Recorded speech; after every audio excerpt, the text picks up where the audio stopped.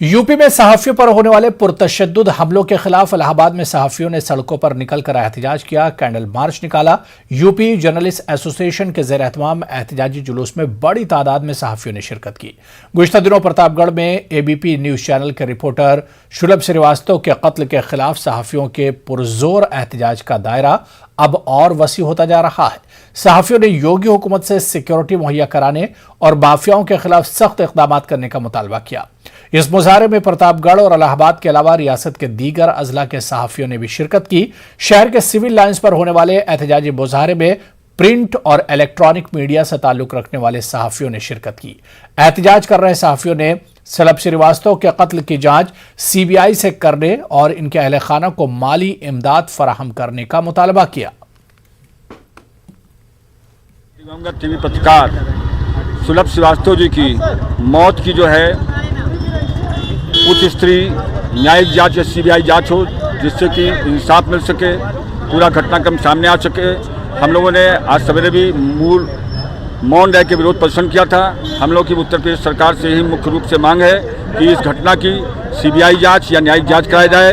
और हम लोग को लगता है कि पत्रकार शुलभ श्रीवास्तव जो कि निर्भीक रूप से पत्रकारिता कर रहे थे, वो माफियाओं की साजिश के शिकार हुए हैं। इसलिए इसमें निष्पक्ष और निर्भीक जांच के माध्यम से सच्चाई को संभव है। दूसरा, उनके पत्रकार जो हैं, उन साथी जो हमारे दिवंगत हो गए हैं, उनके परिवार को जीविकोपार्जन के लिए हम लोगों ने मुख्यमंत्री से मांग किया है कि उनके परिवार के जो विधवा पत्नी उनको नौकरी दिया जाए, साथ ही उनको जीवन भरण पोषण के लिए 1 करोड़ रुपए की धनराशि दिया जाए और पूरे प्रदेश के पत्रकारों के परिवेश को सुरक्षित करने के लिए भी पत्रकार सुरक्षा कानून।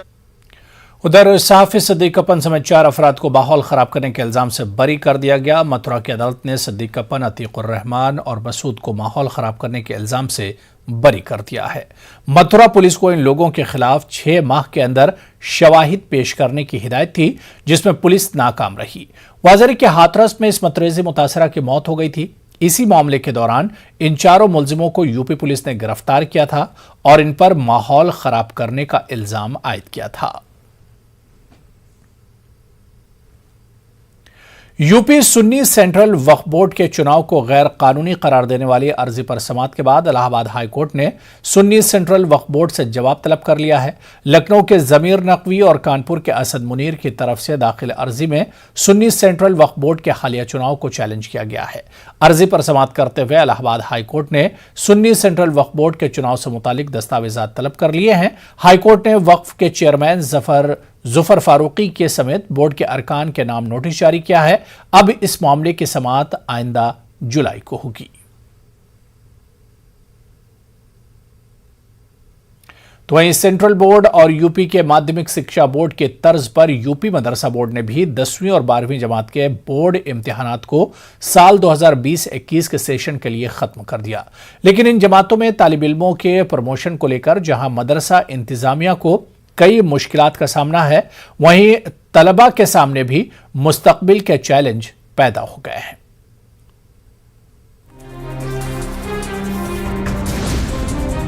कोरोना वबा के खतरे के सबब बोर्ड इम्तिहानात को मंसूख किए जाने के यूपी मदरसा बोर्ड के फैसले के बाद अब 12वीं जमात तक के सभी बच्चों को अगली जमात के लिए प्रमोट करने का रास्ता साफ हो गया है। ताहम गुज़िश्ता साल की तरह इन साल भी मदरसा तालीम मुतासिर होने और मदरसा तालिब इल्मों के लिए ऑनलाइन तालीमी निज़ाम के बेहतर न होने से अब प्रमोशन के लिए तशखीस का काम मदारिस के लिए बड़ा चैलेंज साबित हो रहा है। वहीं प्रमोशन के जरिए पास का सर्टिफिकेट हासिल होने की फिक्र में तालिब इल्मों को मुस्तकबिल का खौफ भी सता रहा है। जो 12th में है, सीनियर सेकेंडरी में है, 11th के रिकॉर्ड के अकॉर्डिंग जो है उसको, और जो 10th में है उनको 9th के अकॉर्डिंग, या एक जो दाखिली हमारे इम्तिहानात होते हैं मदरसों के, शशमाही होते हैं या एक और माहाना एग्ज़ाम होते हैं, उसके मुताबिक जो है उनको रिज़ल्ट घोषित किया जाएगा। प्रॉब्लम कुछ प्राइवेट में आ रही है, इसलिए कि उनका कोई रिकॉर्ड तो होता नहीं है और हमारे पास ना ही उनका कोई मसला होता। असाइनमेंट भी हम नहीं जमा कर पाए हैं, तो अगर असाइनमेंट वगैरह होते तो उसके मुताबिक हम काम कर लेते। जो उनको प्रमोट किया जाएगा तो उसमें नंबरात जो दिए जाएंगे उसका कोई जो है एक मेयार समझ में नहीं आ रहा है, क्योंकि बच्चे ज़्यादातर कंफ्यूज हैं इस बात से कि हमारी जो मार्कशीटें होंगी उस पर प्रमोट लिख दिया जाएगा, आगे जो हमें एडमिशन है उनमें क्या हमको फ़ोकियत दी जाएगी। और अगर हमें फ़ोकियत दे भी दी गई तो हमें जो है आगे जो हमें वैकेंसीज़ वगैरह निकाली जाएगी, तो कोरोना काल में जो ये जो बुनियादी शिक्षा है उसमें हमें प्रमोट दिखाया जा रहा है, तो हमें फ़ोकियत दी जाएगी या नहीं दी जाएगी। गुज़िश्ता 2 साल से मदरसा तालिब इल्मों के तालीमी निज़ाम और मौजूदा हालात को पेश नज़र रखते हुए अब मदरसा मुंतज़मीन और असातिज़ा बच्चों के लिए ऑनलाइन तालीम की जगह क्लासरूम तालीम को शुरू करने का मुतालबा कर रहे हैं। और बच्चे बल्कि तालीम से आरास्ता नहीं हो रहे हैं, बच्चे भटक रहे हैं। नौजवान जो है वो एहसास कमतरी का शिकार हो रहे हैं और वो तालीम से उनका रुझान हट रहा है और वो कारोबार और या कुछ इस तरह के मसरूफियात में लग गए हैं और तालीम से हट गए हैं। तो इससे जो है आगे आने वाले मुस्तकबिल में मुल्क का नुकसान है। हमारा ये मुतालबा है कि बेहतर तालीम करने के लिए बच्चों को मदारिस इस्लामिया को जो है वो तालीमी सिलसिला जारी कर दिया जाए और जो है फ़ेस टू फेस क्लास के पढ़ाने का सिलसिला जो है उसके लिए ऐलान कर दिया उत्तर प्रदेश सरकार। मदरसा तालीमी निज़ाम में ऑनलाइन तालीम के अपने चैलेंजेस हैं और ऐसे में या तो बच्चों के लिए ऑनलाइन तालीम की बेहतर सहूलियात दस्तयाब करवाई जाए या फिर क्लासरूम तालीम की राह हमवार की जाए। न्यूज़ 18 उर्दू के लिए मेरठ से तंजीर अंसार की रिपोर्ट। आज से मुल्क भर में महकमा आसार कदीमा के तहत आने वाले तारीखी मकामात और विरसे को सयाहों के लिए खोल दिया गया है। तकरीबन 61 दिन के बाद आज सयाह ताजमहल का भी दीदार कर रहे हैं। ताजमहल के अंदर कोविड प्रोटोकॉल के तहत ही एंट्री दी जा रही है। अब सिर्फ 650 सयाही एक मौके पर ताजमहल का दीदार कर सकेंगे। जैसे जैसे सयाह बाहर आते जाएंगे, सयाहों को ताजमहल में एंट्री दी जाएगी। अलीगढ़ की रहने वाली एक लड़की ने गुजरात कैडर के IAS पर संगीन इल्जाम आयद किए। इनका कहना है कि IAS गौरव इनके साथ पहले दोस्ती की और फिर नाजायज ताल्लुकात बनाए और गलत तरीके से वीडियो बनाई और फिर ब्लैकमेल करके इनसे शादी की, जबकि वो पहले से शादीशुदा थे। मुतासरा लड़की ने आज अलीगढ़ प्रेस क्लब पर सहाफियों को बताया कि इनकी 2.5 साल की बच्ची है और वो उसका DNA टेस्ट कराने के लिए भी तैयार है। उन्होंने सदर जमहूरिया हिंद को एक खत लिखकर अपनी रजामंदी से मौत का मुतालबा किया है। इनका कहना है कि तमाम कोशिशों के बावजूद इनकी FIR दर्ज नहीं हुई। जब कोर्ट से FIR दर्ज कराई गई तो अब पुलिस गिरफ्तारी नहीं कर रही। गौरतलब है कि मुतासरा लड़की शिकायत पर गुजरात हुकूमत ने IAS गौरव को सस्पेंड कर दिया है। उनका कहना है कि वो अपने रसूख से अभी तक बचा हुआ है और अब इन्हें जान से मारने की धमकी भी दे रहा है। फिलहाल अलीगढ़ के थाना अतरौली पुलिस इस मामले में जांच कर रही है, लेकिन कैमरे पर कुछ भी कहने से बच रही है। सर आगे ये है कि समझौता तो मैं किसी कीमत पे नहीं करूंगी, चाहे दुनिया की कोई भी ताकत लगा ले, वो प्रेशर डाल ले मुझ पे। मैंने राष्ट्रपति को मर्सी पिटीशन दिया है कि अगर मेरे को न्याय नहीं मिला सर, मुझे या तो CBI जांच करवाए मेरे मैटर पे या फिर मुझे मेरी बच्ची के साथ मरने की अनुमति दे। मैं राष्ट्रपति सर को मर्सी पिटीशन डाल चुकी हूँ क्योंकि मैं बहुत थक गई हूँ।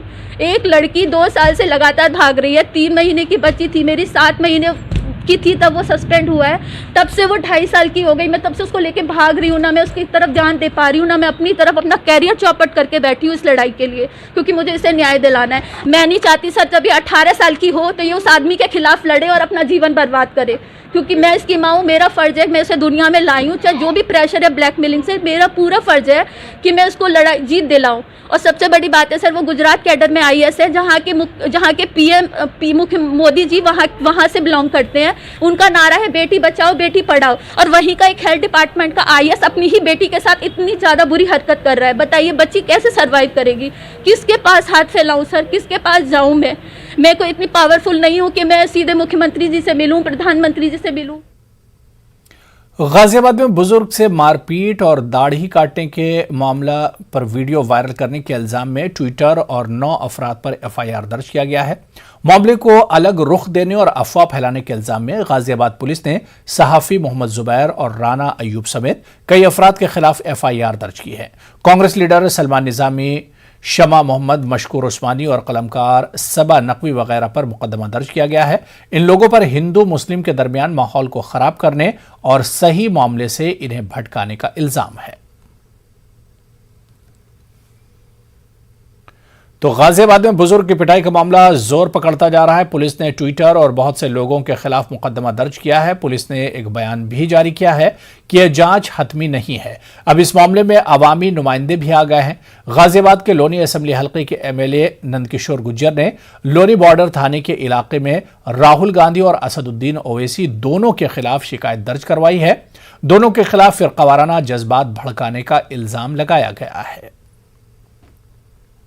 तरह से पुलिस ने कार्रवाई की और ये बुजुर्ग का मामला था। इसको राहुल गांधी जी ने सांप्रदायिक रंग देने की कोशिश की। केवल राम भक्तों को मतलब हिंदुओं को टारगेट किया गया, जबकि इसमें पिटाई करने में मुस्लिम भी हैं और पुलिस ने दोनों को गिरफ्तार करके जेल भेजा है। उसके बावजूद राहुल गांधी का केवल हिंदुओं को टारगेट करना, इससे उकसाना था, लोगों को भड़काने का था और दंगा कराने की एक साजिश थी। तो जब सब पे मुकदमा दर्ज हुआ है तो राहुल गांधी जी को क्यों छोड़ा गया है? यही हमने पुलिस से कहा है कि जो चूक हुई है उसका सुधार किया जाए। राहुल गांधी, ओवैसी, सौरभ भास्कर और जो इस तरह के लोग और भी हैं जो जिन पे दर्ज हुआ है, पुलिस ने एक अच्छी कार्रवाई की है, तुरंत गिरफ्तार किया और इतनी बड़ी घटना को यहाँ के जो लोग हैं हमारे, उन्होंने मिलजुल। समाजवादी पार्टी के साबिक रुकन असेंबली हाजी जमीरुल्लाह खान ने उत्तर प्रदेश में मुसलसल बढ़ते फिरकावाराना मामलात पर तशवीश का इजहार किया है। उन्होंने कहा कि पूरे उत्तर प्रदेश में फिरकावाराना फसादात कराने की कोशिशें की जा रही हैं। इसी की बुनियाद पर अगले साल होने वाले असेंबली इंतखाबात में कामयाबी हासिल किए जाने का मंसूबा है। उन्होंने कहा कि भारतीय जनता पार्टी के पास अब कोई मुद्दा नहीं बचा। पहले मंदिर मस्जिद था, फिर अलीगढ़ का नूरपुर आया और अब गाजियाबाद में बुजुर्ग को यरगमाल बनाकर की गई ज्यादती। उन्होंने कहा कि ऐसे मामलों में सख्त एक्शन लेते हुए कसूरवारों को जेल भेजने की अपील की। ये पूरे प्रदेश के अंदर कोशिश हो रही है कि हिंदू मुसलमान में लड़ाई करा दी जाए और इलेक्शन 2022 का जीता जाए।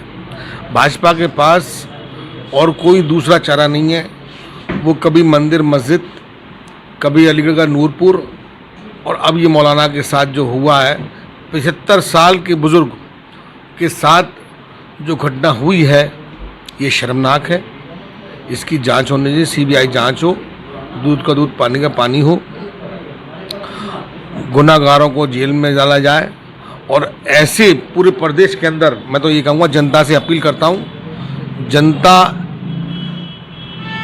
जागकर ऐसे केसेस पर ध्यान दें, क्योंकि पूरे प्रदेश के अंदर यही प्रयास होगा इस सरकार का कि किसी तरह से भी इनमें आपस में झगड़ा करा के और अपना उल्लू।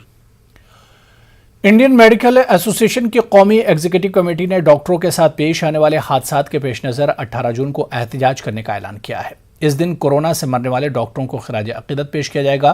पिछले 2 हफ्तों में आसाम, बिहार, मगरबी बंगाल, दिल्ली, उत्तर प्रदेश, कर्नाटक और दीगर मकामात पर डॉक्टरों के खिलाफ तशद्दुद के मुतादिद वाक़यात पेश आए हैं। अच्छा नहीं है जो हम लोग सेवा दे रहे हैं, उसके बदले अगर हमें ये मिलेगा तो फिर हम कैसे काम कर सकेंगे? फिर तो काम करना बड़ा मुश्किल हो जाएगा। अब काम करना मुश्किल होता जा रहा है क्योंकि कंडीशन ऐसी नहीं है कि हम काम कर सकें। तो हमें अपना विरोध दिखाने के लिए हमने 18 तारीख को ऑल ओवर इंडिया इसका विरोध शो किया है, जिसमें कि हम काली पट्टी बांध कर रहेंगे और काले कपड़े पहन कर रहेंगे, रिबन लगाएंगे। तो उस दिन ये हमने किया हुआ है। हम लोग किसी भी मरीज़ को कोई परेशानी नहीं होने देंगे। सब लोग अपनी ओपीडी करेंगे टाइम पे। हम लोग क्योंकि कोविड काल चल रहा है, बहुत ज़्यादा लोग इकट्ठे नहीं हो सकते, तो कुछ हमारे पदाधिकारी, हमारी कार्यकारिणी जो है हाईटेक पैथोलॉजी पर सुबह 10 बजे इकट्ठे होकर हम लोग अपना जो हमारा लोगो है सेव द बैरियर्स और पेशेवर पर हिंसा रोको के साथ वहाँ पर अपना विरोध जताएंगे। और इस दौरान कोई भी मरीज को हम लोग। मुल्क में किसानों की हालत दिन ब दिन खराब होती जा रही। अलीगढ़ में थाना इगलास की गेहूं मंडी में कई दिन से किसान अपना माल लेकर पहुंचे, लेकिन गेहूं की तौल नहीं हो पा रही है। परेशान किसानों का सब्र आज जवाब दे गया और उन्होंने ट्रैक्टरों को सड़कों पर लगाकर जाम लगा दिया। एहतजाजी किसानों जमकर अफसरान और हुकूमत के खिलाफ नारेबाजी की और गम और गुस्से का इजहार किया। ओहदेदारों की यकीन दहानी के बाद किसानों ने अपना एहतजाज खत्म किया। मंडी पे भीड़ लगी हुई है, किसानों की क्या मामला है? साहब 10 दिन से खड़े हैं यहाँ पे, ना तो यूँ कह रहे जी कि तुलेंगे, ना यूँ कह रहे तुलेंगे, ना तुलें। शाम को आ रहा हूँ जी, अभी तुल जाएंगे। बारदानू ना है जी, यही पड़े वाई दिन से 10 दिन से ना नहाए ना रोटी खाई, और यूँ करे साहब भग जाओ। 15 कट्टा ही तुलेंगे आपको, 15 क्विंटल राशन तुलेगा 30 में। कौन कह रहा है ये बात के 15 कह रहे हैं जी, जो यहाँ तोल करवाते हैं। कौन तोल कर रहा है यहाँ पे? सरकारी कांटे पे क्या? किस सरकारी पे था। आपसे क्या कह दिया गया? अब बोले आपकी सॉल्व कर लेंगे। चलिए आगे बढ़ेंगे, अब नजर डालेंगे खास बात बिहार की सुर्खियों पर। चिराग पासवान ने तोड़ी चुप्पी, कहा पूरी पार्टी मेरे साथ है, चचा का इंतखाब गलत तरीके से किया गया, मुस्तकबिल में कानूनी लड़ाई लड़ना पड़ेगी, नीतीश पर भी साधा निशाना। बगहा में सैलाब से हालात अबतर, एसएसबी कैंप में दाखिल हो गया पानी, हथियार सामान और जूते सर पर लेकर बाहर निकले जवान। गंडक नदी में सतह में लगातार इजाफा, गंडक बैराज से 4,08,000 क्यूसेक पानी छोड़ा गया, लोगों को किया जा रहा है अलर्ट।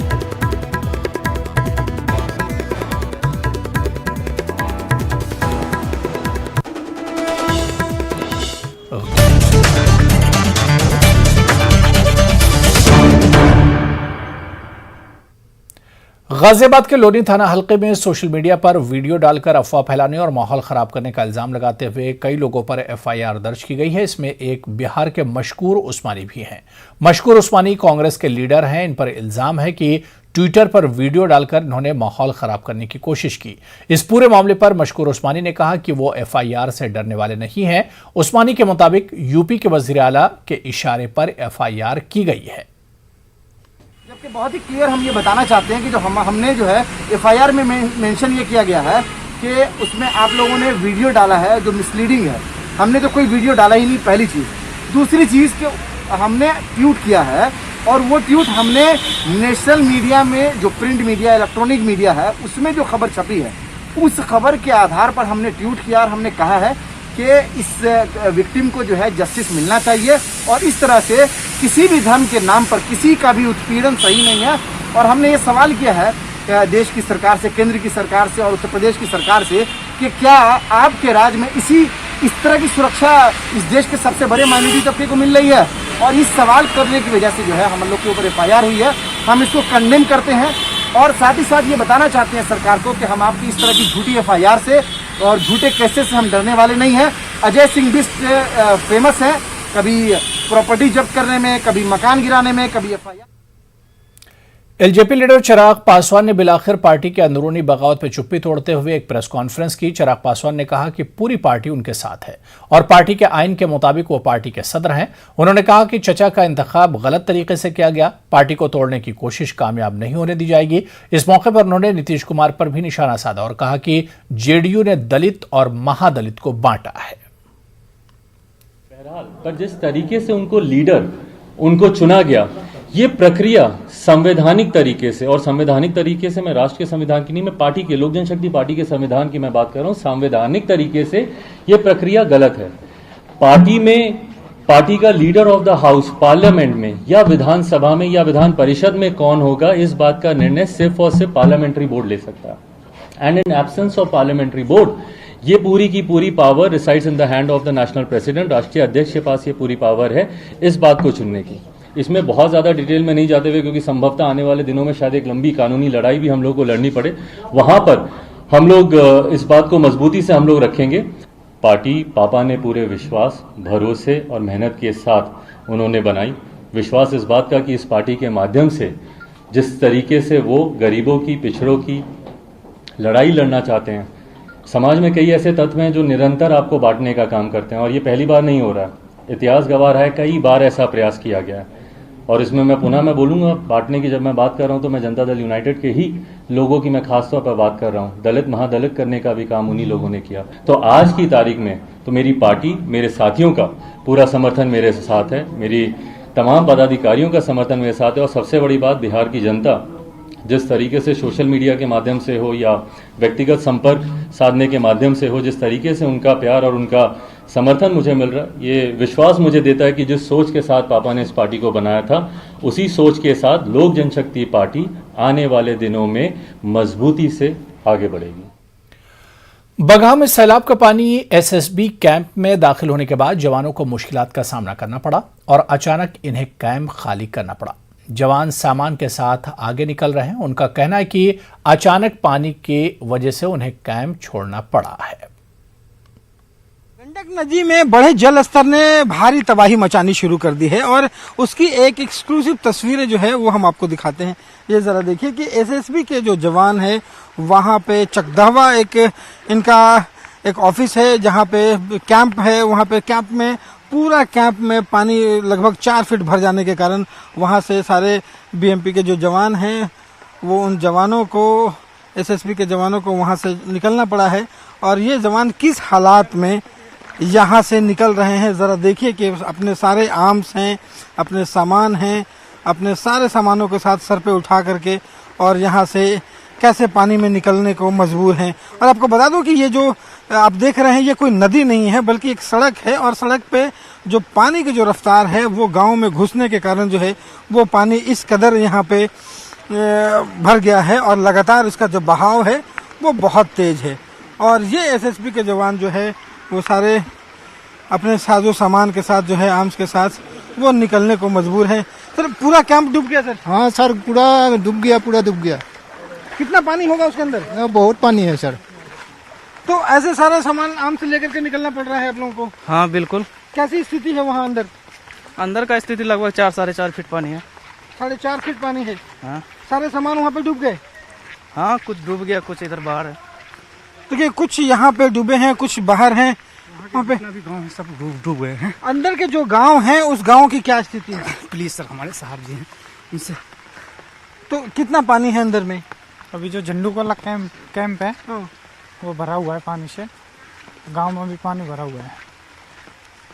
तो ये एसएसबी के जवान हैं जो यहाँ पे बता रहे हैं कि इनका झंडू तोला जो है जहाँ पे एसएसबी कैंप है वो कैंप किस कदर पूरी तरह से तबाह हो गया है और वहाँ पे पूरी तरह से पानी भर गया है जिसके कारण वहाँ से हटना पड़ रहा है। और हर जगह देखिए ये तस्वीरें कैसी हैं कि हर जगह यहाँ पे सड़कें जो है वो कटी हुई हैं और डूब कर यहाँ से अपने एक दूसरे पोस्ट पर जाना पड़ रहा है। कैमरा पर्सन मनीष जुनेजा के साथ Ravi S Narayan, news 18 Bagaha.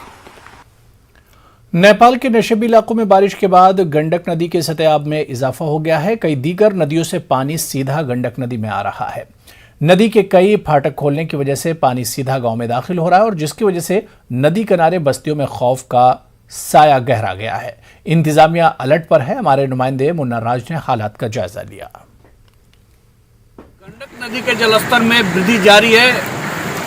Valmiki Nagar Gandak barrage से फिलहाल 3,50,000 क्यूसेक पानी का डिस्चार्ज हो रहा है। आप देख सकते हैं सामने एक गंडक नदी का नज़ारा है। बिल्कुल गंडक नदी उफना गई है और इसका पानी तेजी से दियरा के इलाकों में फैल रहा है और करीब दियरा के करीब 10 दर्जन ऐसे गांव हैं जो पूरी तरह पानी से घिर गए हैं और निचले इलाकों में जो अपने घरों में हैं उनसे जिला प्रशासन की ओर से उन्हें निकालने की कवायद भी शुरू की गई है। वहीं दूसरी ओर हम बात करें तो यहाँ गंडक नदी में फिलहाल जब बढ़ते जलस्तर को देखते हुए नावे के परिचालन को पूरी तरह रोक दिया गया है। आप देख सकते हैं सामने जितने भी नावें नदी में रहती थी उस नाव को बाहर निकाल दिया गया है और जिला प्रशासन ने पूरी मनाही की है कि किसी भी परिस्थिति में गंडक नदी में फिलहाल नाव का परिचालन नहीं किया जाए। कुछ लोग हैं उनसे हम जानने की कोशिश करते हैं जलस्तर को कैसे देखते हैं, कितना पानी बचा सकता नाम अरे कम से कम है तो 50,000 पानी। कैसे देखा था कितना गाँव प्रभावित हुई है? बहुत गाँव प्रभावित। कब पानी बढ़ल रही है लगातार? ये अभी हाल 10 बजे रात पानी बढ़ल शुरू हो गया। जो रेतन बहुकर का स्थिति वही तो स्थिति रहेगा चाहे मरेगा। क्या नाम पड़ गया? कैसे देखा था नहीं तो पानी पड़ा? क्या पानी तो बहुत समस्या है। पानी की समस्या तो वो है कि अगर जा ही नहीं सकता है बीच में, दरिया बीच में ना वो कैसे चल रहा? वो तो कोई नहीं चला सकता इस पानी में।